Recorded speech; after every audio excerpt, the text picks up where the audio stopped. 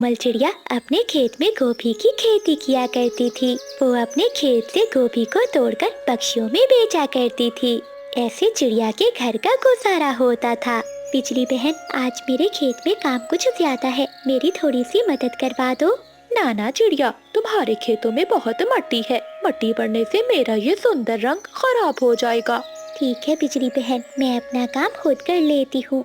फिर कोमल चिड़िया अपने खेत में जाती है और गोभी तोड़ने लगती है।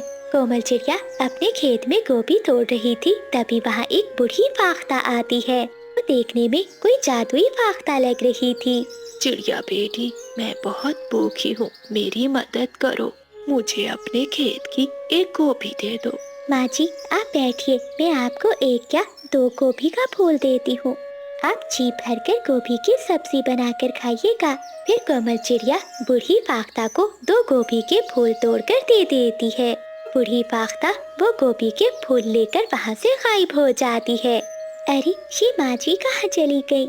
ऐसा कहते हुए कोमल चिड़िया अपने कामों में फिर से लग जाती है। ऐसे कोमल चिड़िया का गुजारा बहुत अच्छे से हो रहा था। वो अपने दोनों बच्चों के लिए बहुत अच्छे अच्छे भोजन बनाती थी और उनका बहुत ख्याल रखती थी। ऐसे ही कुछ दिनों बाद जंगल में बहुत तेज बारिश शुरू हो जाती है। जंगल में तो हर तरफ पानी ही पानी भर जाता है। कोमल चिड़िया अपने घर की खिड़की में बैठी बाहर से बारिश देखकर बहुत डरी हुई थी।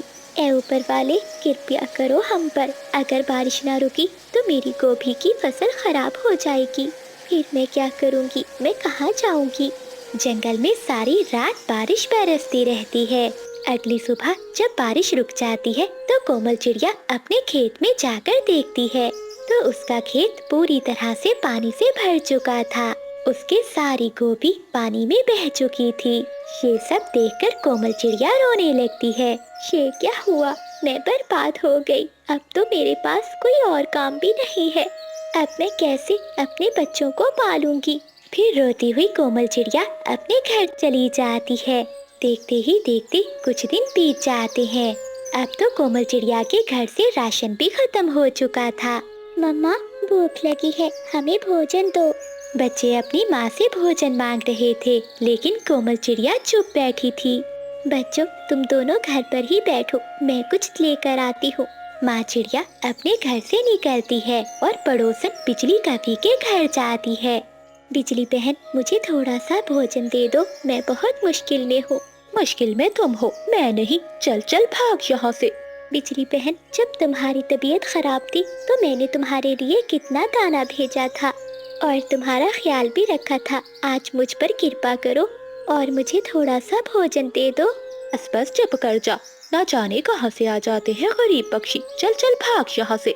कोमल चिड़िया चुप कर जाती है और वहाँ से चली जाती है। दूसरे जंगल में कोमल चिड़िया का दोस्त कबूतर रहता था। वो वहाँ जाती है, लेकिन घर के बाहर तो एक उल्लू बैठा हुआ था। उल्लू भाई, यहाँ तो कबूतर भैया रहते थे, वो कहाँ है? कबूतर तो कब का ये घर छोड़कर चला गया है। उसने मुझे ये घर बेच दिया था। अब तो कबूतर भैया भी यहाँ से चले गए। मेरे पास तो कोई दूसरी उम्मीद भी नहीं है। अब तो लगता है मैं और मेरे बच्चे भूख से मर जाएंगे। कोमल चिड़िया उदास मन के साथ घर वापस लौट रही थी कि रास्ते में तेज बारिश शुरू हो जाती है। कोमल चिड़िया बारिश से बचने के लिए एक घर के दरवाजे पर दस्तक देती है। घर के अंदर से वही बूढ़ी फाख्ता निकलती है जो कोमल चिड़िया से कुछ दिन पहले गोभी लेने आई थी। माँ जी, आप? हाँ बेटी, मैं जानती थी तुम मेरे पास जरूर आओगी। आ जाओ, अंदर आ जाओ। माँ जी, मेरे पास कुछ भी नहीं बचा, सब बर्बाद हो गया। बारिश ने मुझसे मेरी सारी खुशियाँ छीन ली। बेटी, जीवन में परीक्षा आती रहती है, दुख और सुख आते जाते रहते हैं। अगर आपने कोई नेकी की हो तो वो नेकी हमेशा आपके साथ रहती है। ये लो बेटी, ये डिब्बे में तुम्हारे लिए कुछ है, लेकिन इसे घर जाकर ही खोलना। थोड़ी देर बाद बारिश रुक जाती है। कोमल चिड़िया वो डिब्बा लेकर अपने घर चली जाती है। कोमल चिड़िया जब घर जाकर वो डिब्बा खोलती है तो उसमें सोने के गहने थे। ये देखकर कोमल चिड़िया हैरान हो जाती है। लगता है वो बूढ़ी फाख्ता उस दिन मेरी परीक्षा लेने आई थी। फिर कोमल चिड़िया कुछ गहने लेकर सुनार के पास जाती है। वो गहने बेचकर अपने बच्चों के लिए भोजन लेकर आती है। ऐसे कोमल चिड़िया अपना जीवन अपने बच्चों के साथ खुशी खुशी गुजारने लगती है। घमंडी बिजली का भी जो हमेशा किसी भी पक्षी से बनाकर नहीं रखती थी, वो कोमल चिड़िया से जलने लगती है। चिड़िया, तुमने ये सब कहाँ से लिया? बिजली, मुझे ये सब मेरी नेकी के बदले में मिला है, लेकिन तुम याद रखना, अच्छे बुरे दिन आते जाते रहते हैं, इसलिए कभी किसी से नफरत मत करो। बुरा वक्त किसी समय भी आ सकता है। बैंगन लो बैंगन, ताजे ताजे खेत के बैंगन। ये बैंगन तो 5 दिनों से बिके ही नहीं रहे, अगर आज भी ना बिके तो सारे गल सड़ जाएंगे। चीकू जी, जाइए सब्जी लेकर आइए, और हाँ, आज भिंडी ही लेकर आना, मेरा भिंडी खाने को बहुत मन कर रहा है। हाँ चिंकी, मैं आज भिंडी ही लेने जा रहा हूँ। ऐसा कहते हुए चीकू तोता घर से निकलता है और वो बिजली काफी की सब्जी की दुकान पर जाता है। काफी बहन, भिंडी का क्या भाव है? तोते भैया, भिंडी खत्म हो गई है, तुम ये बैंगन ले जाओ। नहीं नहीं, मेरी पत्नी आज भिंडी ही खाना चाहती है। ये बैंगन ताज़ा भी है और सस्ते भी, 50 रुपए में सारे बैंगन ही ले जाओ। नहीं काफी बहन, मैं किसी और दुकान से भिंडी ले लेता हूँ। मोटी चोंच वाले, कितनी बार प्यार से कहा है तुमसे कि ये बैंगन ले लो, मगर तुम हो कि मान ही नहीं रहे। चल अब ले ये बैंगन, आज तो बैंगन ही खाएगा, वरना मुझसे मार खाएगा तू। चीकू तोता डरता हुआ बिजली कपी से कहता है, ये कैसी जबरदस्ती है, मुझे बैंगन की जरूरत नहीं है। लेकिन डरा धमकाकर बिजली कपी अपनी बैंगन तोते को बेच देती है। सारा दिन जंगल में सब्जी बेचने के बाद बिजली कपी अपने घर जाती है। बादल कौवा आराम से अपने घोंसले में सोया हुआ था। उठ जा निकम्मे, अब तो रात फिर से होने वाली है। बिजली, मेरी हवाई मोटर के लिए पैसे बने क्या? सब्जी बेचने से इतने पैसे नहीं बनते, जो पैसे बनते हैं उससे घर का राशन ही आता है। अगर मैं तुम्हें फ्री में सब्जी ला कर दूं, तो क्या तुम मुझे हवाई मोटर के पैसे दोगी? क्या फ्री में सब्जी? क्या तुम्हारी माँ के सब्जी के खेत है? हाँ, मेरी माँ के ही समझो। फिर अगली सुबह बादल कौवा टोकरी उठाता है और किसान के खेत में जाता है। वो किसान के खेत में जाकर छुपकर बैठ जाता है। वो अपनी टोकरी में किसान की सब्जियां चुरा चुरा कर डालता रहता है। थोड़ी ही देर में बादल कौवे की टोकरी सब्जियों से भर जाती है। किसान थोड़ी दूर खेतों में काम कर रहा था, उसे पता ही नहीं चलता कि कब कौवा उसकी सब्जी चुरा कर भाग जाता है। देखो, मैं ले आया, मैं ये सब्जी ले आया, अब तुम ये सब्जी बेच दो, देखना कैसे दुगनी कमाई होती है। पति जी, अगर मुफ्त में सब्जी ला ला कर बेचते रहे तो हम दिनों में ही अमीर हो जाएंगे। लेकिन याद रखना, मैं हवाई मोटर लूंगा। अब तो बादल कौवे ने काम ही बना लिया था। अब वो हर रोज किसान के खेत में जाता और उसकी सब्जी चुरा कर भाग जाता। दिन बादल कौवा किसान की सब्जी चुरा रहा था कि उसे कोमल चिड़िया देख लेती है। कोमल चिड़िया बिजली कौवे के पास जाती है। बिजली बहन, आपका पति ये सब्जी जंगल की मंडी से नहीं बल्कि किसान के खेत से चुरा कर लाता है। अच्छा छोटी चिड़िया, तुझे इससे क्या, मेरा पति जो भी करे। तू कौन होती है मेरे पति के बारे में ऐसी बातें करने वाली? ठीक है बिजली, जब पकड़े जाओगे तो फिर मैं पूछूंगी तुमसे। ऐसा कहते हुए कोमल चिड़िया वहाँ से चली जाती है। भाग्यवान, जरा इधर आओ, देखो सारी सब्जी खराब हुई पड़ी है, लगता है कोई चोर हमारी सब्जी चुरा रहा है। पति जी, ये कौन हो सकता है? अगर ऐसे ही चलता रहा तो हम अपनी सब्जी में से मुनाफा कैसे कमाएंगे? भाग्यवान, तुम घर जाओ, आज शाम तक मैं खेत में ही रखवाली करूँगा। फिर किसान की पत्नी घर चली जाती है और किसान एक बड़ा डंडा लिए सब्जियों के बीच में छुपकर बैठ जाता है। बादल कौवा खुशी खुशी गीत गाता हुआ अपनी टोकरी लेकर किसान के खेत में आता है। उस पागल किसान को कभी भी पता नहीं चलेगा कि मैं बादल कौवा उसकी सारी सब्जी चुरा कर लेकर जाता हूँ। ऐसा कहते हुए बादल कौवा सब्जी तोड़ता है और अपनी टोकरी में रखने लगता है। तभी पीछे से किसान डंडा लेकर आ जाता है और कौवे से कहता है, खबरदार, अगर उड़ने की कोशिश की तो जान से मार दूंगा। फिर किसान बादल कप्पे को एक पेड़ से बांध देता है और फिर डंडे से बादल कप्पे की खूब पिटाई करता है। बचाओ, कोई मुझे बचाओ। वहीं ऊंचे पेड़ पर बैठी कोमल चिड़िया और चीकू तोता ये सब देख रहे थे। वो किसान के पास आते हैं। किसान किसान कृपया करो, आज इसे छोड़ दो, ये कभी दोबारा इस ओर नहीं आएगा। चिड़िया की विनती करने पर किसान कप्पे को छोड़ देता है। कोमल चिड़िया और चीकू तोता किसान की विनती करके बादल कप्पे की जान बचाते हैं। ऐसे बादल कप्पे को चोरी करने की सजा मिलती है। हाय हाय पति जी, ये आपको क्या हुआ? किसने मारा? बिजली, तुम्हारे पति को चोरी करने की सजा मिली है। ऐसा कहते हुए चिड़िया और तोता बाहर से चले जाते हैं। प्यारे दोस्तों, इस कहानी को लाइक, चैनल को सब्सक्राइब और अपने दोस्तों के साथ शेयर करना मत भूलिएगा। आपका धन्यवाद। बिजली कभी अंडों पर बैठी हुई थी। वो बादल कप्पे से कहती है, बादल जी, घर में खाने को कुछ भी नहीं है, जाओ और कुछ पैसे कमा कर लाओ। जब देखो सोए ही रहते हो।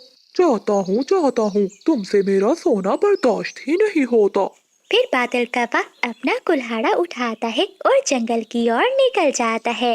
बादल कप्पा बहुत आलसी था। उसे तो सोने से फुर्सत ही नहीं मिलती थी। वो अपना कुल्हाड़ा एक साइड पर रखता है और सो जाता है। सुबह से शाम हो जाती है जब बादल कप्पे की आंख खुलती है। भूख से मर रहा हूँ, शाम हो गई है, अब मैं क्या करूँ? बादल कप्पा ऐसा सोच ही रहा था कि तभी उसे मीरा बकरी घास खाती हुई दिखाई देती है। वो जल्दी से मीरा बकरी के पास जाता है। बकरी बकरी, मैं बहुत गरीब हूँ और भूखा हूँ, मेरे माता पिता भी नहीं है, प्लीज मुझे अपना दूध दे दो। कप्पे चुप कर जाओ, अगर तुम ऐसे रोओगे तो मैं भी रोने लगूंगी। तुम मेरा दूध पीकर अपना पेट भर लो। ये बात सुनकर बादल कप्पा बहुत खुश होता है और वो जल्दी से बकरी का दूध पीने लगता है। वो पेट भरकर दूध पीता है। भर गया, मेरा पेट तो भर गया। फिर बादल कप्पा अपने घर लौट जाता है। बादल जी, सुबह से गए हो, कुछ खाने को लाए हो क्या? क्या बताऊं बिजली, तुम्हें तो पता है मैं दूसरे पक्षियों को मुसीबत में नहीं देख सकता। बेचारी एक बूढ़ी फाख्ता पेड़ से गिर गई थी। पूरे जंगल के किसी भी पक्षी ने उसकी मदद नहीं की। मैं ही उसकी मदद करने को चला गया, इसलिए जंगल में आज कोई भी काम नहीं कर पाया। निखट्टू कहीं के, मैं भूख से मर जाऊंगी, मेरी मदद ना करना, बस तुम दूसरों की मदद ही करते रहना। बादल कप्पे का पेट तो भरा हुआ था। वो आराम से सो जाता है, जबकि बिजली कप्पे को तो भूख से नींद नहीं आ रही थी। अगली सुबह बादल कप्पा फिर से अपना कुल्हाड़ा उठाता है और जंगल की ओर निकल जाता है। आज पहले फिर से मीरा बकरी का दूध पी लेता हूँ, बाद में काम करूँगा। ऐसे कहते हुए बादल कप्पा फिर से रोते हुए मीरा बकरी के पास जाता है। मैं बहुत गरीब हूँ, मेरे माता पिता भी नहीं है, कल से भूखा हूँ। बकरी, प्यारी बकरी, मुझे थोड़ा सा दूध दे दो। कप्पे, मेहनत से कमाना सीखो, आज मेरा दूध पी लो, कर कर अपना काम करना। ठीक है, सुंदर सुंदर बकरी। फिर बादल कप्पा जल्दी से बकरी का दूध पी लेता है और घने पेड़ की छांव के नीचे जाकर सो जाता है। शाम के बाद जब बादल कप्पा घर जाता है तो बिजली कप्पे को बहुत गुस्सा आता है। अपना पेट तो किसी न किसी तरह भर लेते होगे और मुझे भूख से मार रहे हो। तुम्हारी कसम बिजली, मैं भी सुबह से भूखा हूँ, मैंने कुछ नहीं खाया। तुम्हें तो पता है मैं किसी को मुसीबत में नहीं देख सकता। आज वो छोटा कबूतर नदी में गिर गया था, बस उसी को बचाया मैंने। बादल कप्पा आज फिर अपनी पत्नी से झूठ बोलता है। अगली सुबह बादल कप्पा फिर से जंगल चला जाता है। ये तो मुझे भूखा मार देगा, आज मैं खुद ही जाकर भोजन लेकर आती हूँ। फिर बिजली कभी घर से निकलती है। वो पड़ोसन कबूतरी के पास जाती है। कबूतरी बहन, मैं कई दिनों से भूखी हूँ, अंडों पर बैठी हुई हूँ, मुझे कुछ खाने को दे दो। कभी बहन, मेरे पास तो घर में दाना नहीं है, जो दाना था वो सुबह ही मैंने और कबूतर जी ने खा लिया। कबूतर जी दाना लेने गए हुए हैं, वो शाम तक आ जाएंगे, फिर ही मैं तुम्हें दाना दूंगी। कबूतरी बहन, शाम तक तो मैं भूख से मर जाऊंगी, ऐसा कहते हुए बिजली कभी कबूतरी के घर से निकलती है और कोमल चिड़िया के घर जाती है। चिड़िया बहन, मैं कई दिनों से अंडे पर बैठी हूँ, बहुत भूखी हूँ। बादल जी तो सुबह जाते हैं और शाम को खाली पंख लौट कर आते हैं। बहुत भूख लगी है, मुझे कुछ खाने को दे दो। बिजली बहन, ये तो आपने बहुत अच्छा किया जो मेरे पास चली आई। तुम्हें तो आलसी कपे का पता है, वो कहाँ तुम्हें खाना ला कर देने वाला है। फिर कोमल चिड़िया बिजली कपी को भोजन देती है। बिजली कपी पेट भरकर भोजन खाती है और वहाँ से चली जाती है। आज जाकर देखती हूँ ये बादल का बच्चा जंगल में जाकर करता क्या है। बिजली कपी छुप छुप कर बादल कपी के पीछे जाती है। बकरी, सुंदर बकरी, आज मेरे घर में एक गरीब पक्षी आ गया। मेरे घर में जो भी खाने को था मैंने उस गरीब पक्षी को दे दिया, इसलिए मैं आज बहुत भूखा हूँ। तुम मुझे अपना दूध दे दो। कपे, तुम बहुत अच्छे हो जो हमेशा दूसरों की मदद करते हो। मेरा दूध तुम पी सकते हो। बिजली कभी झाड़ियों में छुपी ये सब सुन रही थी। अभी वो बाहर आती है। मीरा बकरी, ये मेरा पति निकम्मा निखट्टू है। ये तुम्हें झूठ बोल रहा है, एक नंबर का आलसी है। हर रोज सुबह सुबह घर से कमाने के लिए निकलता है और तुम्हारा दूध पीकर सारा दिन जंगल में आराम करता है। इसे ऐसा दूध पिलाओ कि सारी उम्र याद रखे। अम्मा, मैं तो मजाक कर रहा था। मीरा बकरी से मजाक करते हो, मैं अभी देखती हूँ तुम्हें। फिर मीरा बकरी बादल कपे को एक जोर की टांग मारती है और बादल कपा दूर जाकर गिरता है। बिजली, बचा लो, मेरी कमर टूट गई है। आज के बाद मैं कभी झूठ नहीं बोलूंगा। मेहनत करूंगा, काम करूंगा। प्लीज मुझे बचा लो। बादल कपे को मीरा बकरी अच्छा सबक देती है। कई साल पहले एक दुर्घटना में बिजली कपी की एक आंख फूट गई थी। इसलिए बिजली कपी को भोजन लाने में बहुत मुश्किल होती थी।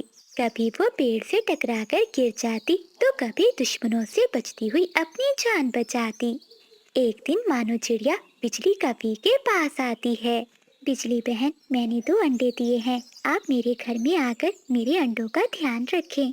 मैं अपने लिए और आपके लिए दाना ले आऊंगी। चिड़िया, मैं तुम्हारे अंडों का ध्यान बहुत अच्छे से रखूंगी, लेकिन तुम मेरे लिए मीठा फल लेकर आना। ठीक है बिजली बहन, आप मेरे साथ चलिए। फिर बिजली कभी मानो चिड़िया के साथ चली जाती है। बिजली बहन, आप घोंसले में ही बैठना, तब तक मैं आपके लिए मीठा फल ले आती हूँ। ऐसा कहते हुए मानो चिड़िया चली जाती है और बिजली कभी चिड़िया के अंडों की रक्षा करने लगती है। बिजली के लिए मीठा फल तो मिल गया, अब मैं अपने लिए दाना भी ढूंढ लेती हूँ। शाम के बाद मानो चिड़िया घर लौट आती है। वो बिजली के लिए मीठा फल भी लाती है और अपने लिए दाना भी। चिड़िया बहन, तुम्हारा बहुत बहुत धन्यवाद। मैं कई दिनों से भूखी थी, आज पेट भरकर मीठा फल खाऊंगी। इसमें धन्यवाद की कोई बात नहीं बिजली बहन, आपने मेरी मदद की और मैंने आपकी। आप रोज यहाँ आ जाया करना और मेरे अंडों का ध्यान रखना। मैं अपना और आपका भोजन ले आया करूँगी। ऐसे ही कुछ दिन बीत जाते हैं। मानो चिड़िया रोज दाना लेने जाया करती और बिजली का भी चिड़िया के घर में उसके अंडों की रक्षा करती। एक दिन चील वहाँ से गुजर रही थी। वो चिड़िया के घर में आती है। अरे कभी, तुम यहाँ क्या कर रही हो? चील चाची, मेरी एक आँख नहीं है, मुझे भोजन लाने में बहुत दिक्कत होती है, इसलिए मैं चिड़िया के अंडों का ध्यान रख रही हूँ और वो मेरे लिए भोजन लेकर आएगी। इसका मतलब तुम चिड़िया की नौकरानी हो? नहीं नहीं, चिड़िया मेरी दोस्त है, मैं उसका काम करती हूँ और वो मेरा। वो चिड़िया तो मजे मजे के फल खाती है और तुम खाती हो सूखा दाना। तुम चलो मेरे साथ मेरे घर में, मैं तुम्हें अपने घर में मालकिन बनाकर रखूंगी, नौकरानी नहीं। चील की बात सुनकर बिजली कपी के मन में भी लालच आ जाता है। ठीक है चील चाची, तुम जाओ और मुझे सोचने का मौका दो। फिर चील वहाँ से चली जाती है। वैसे चील चाची ने बात तो ठीक कही है, मैं कब तक चिड़िया की नौकरानी बनकर रहूंगी। आज मैं चिड़िया से बात करूंगी। थोड़ी देर बाद मानो चिड़िया भी आ जाती है। आज फिर सूखा दाना, पहले दिन तुम मेरे लिए मीठा फल लाई थी और फिर हर रोज सूखा दाना ही लाती हो। मैं नहीं खाऊंगी ये सूखा दाना। बिजली बहन, जंगल में सूखे का मौसम चल रहा है, इसलिए भोजन की बहुत कमी है। बस बहुत हो गया, अब तुम्हारा और मेरा साथ नहीं चलेगा, कल से मैं नहीं आऊंगी। अब तुम जानो और तुम्हारे ये अंडे। ऐसा कहते हुए बिजली कभी चली जाती है। अगले दिन बिजली कभी चिड़िया के पास नहीं जाती। बड़ी, अगर आज भी काम वाली ना मिली तो मैं तुमसे बात नहीं करूंगी। छोटी, तुम चिंता नहीं करो, समझो एक नौकरानी मिल गई, एक काफी है, जो हमारे घर के सारे काम करेगी। ऐसा कहते हुए चील अपने घर से निकलती है और वो बिजली कभी के पास जाती है। क्यों भी बिजली, क्या सोचा है तुमने? चील चाची, इसमें सोचने वाली क्या बात है, मैं आपके साथ ही जाऊंगी। अब मैं तुम्हारे घर में जाकर मालकिन बनकर रहूंगी। अब मुझसे और चिड़िया की नौकरी नहीं होगी। ऐसे धोखा देकर चील बिजली कभी को अपने साथ ले जाती है। रास्ते में मानो चिड़िया और तोता बिजली को चील के साथ जाता हुआ देखकर उसे रोकते हैं। क्या हुआ बिजली बहन, आप चील चाची के साथ क्यों जा रही हैं? बस बहुत हो गया, मैंने सोच लिया है, अब मैं चील चाची के साथ ही रहूंगी। वैसे भी चील के पास ढेर सारा भोजन है और मुझे भोजन की कोई भी चिंता नहीं होगी। बिजली, ये तुम गलत कर रही हो, तुम्हें चील के साथ नहीं जाना चाहिए। चुप कर जा मोटी चोंच वाले, तुझसे अब थोड़ी ना बर्दाश्त होगा कि मैं चील के घर मालकिन बनकर रहूं। चलो चील चाची चलें। फिर चील बिजली कभी को लेकर अपने घर चली जाती है। घर जाकर वो दोनों चील बहनें बिजली कभी के पंख काट देती हैं। शे क्या किया तुम दोनों ने?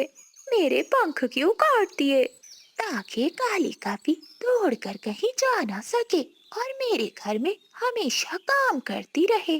छोटी, जो भी काम करवाना है इस काफी से करवा लो, आज से ये हमारी नौकरानी है। हाँ दीदी, चल काफी, अब जल्दी से मेरे रसोई के सारे बर्तन धो दे और फिर पूरे घर में झाड़ू और पोछा भी लगाना है। बिजली कभी तो अब कुछ भी नहीं कर सकती थी। वो रसोई में जाती है और बर्तन धोने लगती है।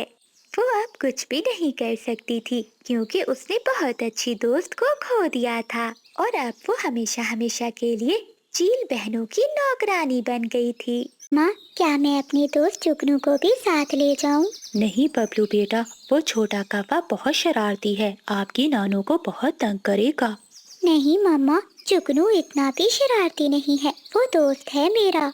बेटा, ऐसे शरारती पक्षियों से दूर ही रहते हैं। लेकिन छोटा बबलू कबूतर अपनी माँ को तंग करता है, तब बबली कबूतरी भी मान जाती है। अगली सुबह हो जाती है। सुबह सवेरे जुगनू कौवा बबलू के घर आता है। जुगनू बेटा, आप अपनी मम्मा से पूछकर आए हो ना? हाँ हाँ आंटी, मेरी मम्मा ने ही भेजा है। ठीक है मम्मा, अब हम जाएं? फिर बबलू कबूतर और जुगनू कौवा दोनों घर से निकलते हैं। रास्ते में एक नदी के पास बैठकर जुगनू कौवा बबलू से कहता है, यार बबलू, मुझे बहुत भूख लगी है। जुगनू, मेरी नानू ने खाना बनाकर रखा होगा, हम मेरी नानू के घर जाकर भोजन खाएंगे। नहीं, मुझे भूख लगी है, मुझसे और नहीं उड़ा जा रहा।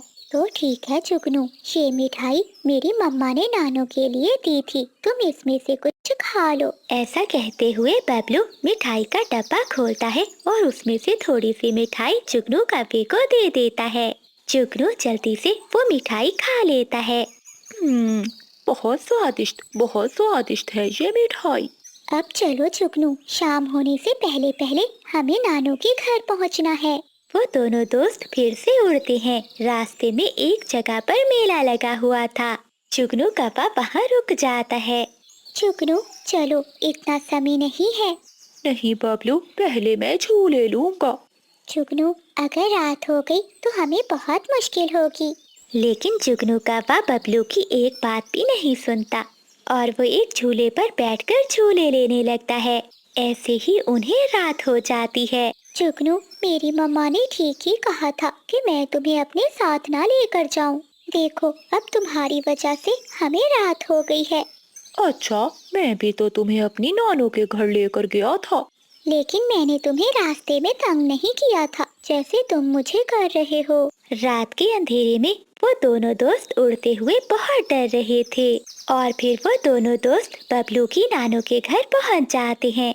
बेटा, आपने बहुत देर कर दी आने में।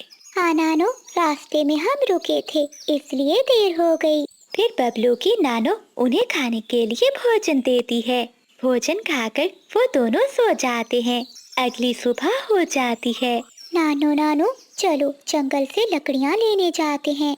हाँ बेटा, तुम मेरी मदद करना। चलो जुगनू, तुम भी हमारे साथ चलो। नहीं नहीं, मैं तुम्हारे साथ नहीं जाऊंगा। मैं काम करने थोड़ी ना आया हूँ। फिर बबलू कबूतर अपनी नानू के साथ चला जाता है और जुगनू कौवा जंगल घूमने चला जाता है। जुगनू कौवा उड़ते उड़ते दूर निकल जाता है। एक पेड़ पर घोंसला था जिसमें एक अंडा पड़ा हुआ था। अंडे को देखकर जुगनू कौवा उसके पास जाता है। वो इधर उधर देखता है और अपनी चोंच से अंडा तोड़कर पीने लगता है। पीछे से तोती भी आ जाती है। वो घोंसला एक तोती का था। तोती को देखकर जुगनू वहाँ से भाग जाता है। दोस्त कौवे, कौन हो तुम? मैं तुम्हें छोड़ूंगी नहीं। ऐसा कहते हुए तोती कौवे के पीछे उड़ती है और वो उसे पकड़ लेती है। कौन हो तुम और किसके घर आई हो? मुझे छोड़ दे आंटी, मैं तो यहाँ बबलू के साथ उसकी नानों के घर आया था। इतनी देर में बबलू और उसकी नानू भी लकड़ियाँ लेकर आ जाते हैं। माँ जी, देखिए, इस दुष्ट कौवे ने मेरा अंडा पी लिया है। मेरा एक ही अंडा था। क्या? जुगनू, जुगनू बेटा, तुम ऐसा भी कर सकते हो? बबलू बेटा, तुम ऐसे दोस्त को यहाँ क्यों लेकर आए? जुगनू, तुमने मुझे बहुत शर्मिंदा किया। नानू, मैं माफी मांगता हूँ। तुम्हारे माफी मांगने से क्या मेरा अंडा वापस आ जाएगा? ऐसे कहते हुए तोती रोते हुए वहाँ से चली जाती है। मुझे भूख लगी थी इसलिए मैंने वो अंडा पी लिया। बेटे, अगर भूख लगी थी तो घर से भोजन खा लेते। ऐसे अंडा पीने की क्या जरूरत थी? नानू, अब मैं और यहाँ नहीं रह सकता। मैं वापस जा रहा हूँ। बबलू दोस्त, एक दिन और यहाँ रह लेते हैं। मुझे तो बहुत मजा आ रहा है। नहीं, हम आज ही वापस जाएंगे। फिर बबलू जुगनू को साथ लेकर वापस अपने जंगल पहुँच जाता है। जुगनू, वो रहा तुम्हारा घर। आज के बाद तुम्हारी और मेरी दोस्ती खत्म। मैं आज के बाद कभी तुमसे बात नहीं करूँगा। फिर बबलू अपने घर चला जाता है। अरे ये क्या बबलू, तुमने तो अभी 2 दिन और रहना था। इतनी जल्दी वापस कैसे आ गए? माँ, आपने ठीक ही कहा था। मैंने जुगनू को साथ ले जाकर बहुत बड़ी गलती की। मम्मा, उसने मुझे बहुत तंग किया और यहाँ तक कि तोती आंटी का अंडा भी पी लिया। ये सुनकर बबली कबूतरी को बहुत दुख होता है। बेटा, आपकी नानू को बहुत परेशानी हुई होगी।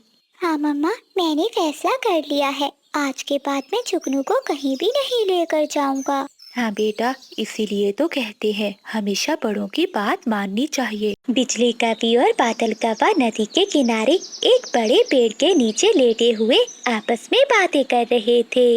बिजली, कितनी ठंडी ठंडी हवा चल रही है। हाँ बादल जी, अब मौसम बहुत अच्छा हो गया है। तभी उड़ता हुआ कबूतर उन दोनों के पास आता है। अरे कौवो, तुम दोनों यहाँ आराम से लेटे बातें कर रहे हो। क्या तुम्हें कुछ खबर भी है?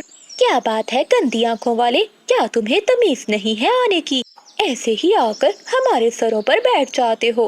काली कभी कभी खुद भी अच्छा बोल लिया करो। आई बड़ी मुझे तमीज सिखाने वाली। इतना कहकर कबूतर वहाँ से चला जाता है। कबूतर, बात तो बताते जाओ। तुम भी बात मत करो मुझसे, गंदे कौवे। गुस्से में कबूतर वहाँ से चला जाता है। थोड़ी देर बाद बिजली कौवी मानो चिड़िया के घर जाती है। वो चिड़िया के दरवाजे पर दस्तक देती है, मगर घर में तो कोई भी नहीं था। लगता है चिड़िया गहरी नींद सोई हुई है। लेकिन बिजली कौवी चिड़िया के दरवाजे पर दस्तक देती रहती है। तभी पीछे से मानो चिड़िया भी भोजन लेकर आ जाती है। क्या हुआ बिजली बहन, बस कर दो। क्या दरवाजा तोड़ोगी तुम? चिड़िया, तुम बाहर थी? हाँ बिजली, बताओ क्या काम था? वो मुझे थोड़ा सा भोजन चाहिए था, क्या मिल जाएगा? बिजली बहन, क्या आपने पक्षी का ऐलान नहीं सुना? ऐलान? कैसा ऐलान? कुछ ही दिनों तक जंगल में बारिशें शुरू होने वाली हैं। हमारे आसपास के जंगलों में भी बारिशें हो रही हैं। और पता है बिजली बहन, उन जंगलों में बाढ़ आ गई है, बस इसीलिए मैं भोजन जमा कर रही हूँ। अच्छा चिड़िया, लेकिन वो भोजन? माफ कीजिए कवि बहन, लेकिन आज मैं आपको भोजन नहीं दे सकती क्योंकि मेरे बच्चे भूखे हैं। फिर मानो चिड़िया अपना भोजन लेकर अंदर चली जाती है और वो अंदर से दरवाजा बंद कर देती है। बदला लूंगी, मैं इस बेइज्जती का बदला लूंगी। चिड़िया की बच्ची, अब तो देखती जा। फिर बिजली का भी